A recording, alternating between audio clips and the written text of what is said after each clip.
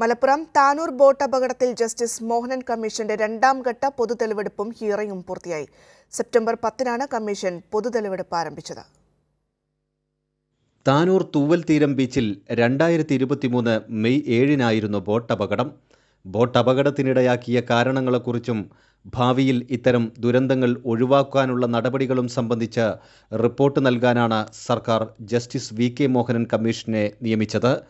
പുതിയ ബോട്ടുകൾക്ക് നൽകി വരുന്ന ലൈസൻസ് സമ്പ്രദായം കൂടുതൽ കർക്കശമാക്കാനുള്ള നടപടികൾ സ്വീകരിക്കുക, ബോട്ട് ഫിറ്റ്നസ് പരിശോധനയ്ക്ക് ഫയർഫോഴ്സ് ഉദ്യോഗസ്ഥരുടെ സേവനം പ്രയോജനപ്പെടുത്തണം, ബോട്ടിൽ സഞ്ചരിക്കുന്നവരുടെ തിരിച്ചറിയൽ രേഖ വാങ്ങുകയും ആളുകളുടെ എണ്ണത്തിൽ കൃത്യത പാലിക്കുന്നുണ്ടെന്ന് ഉറപ്പുവരുത്തുകയും വേണം.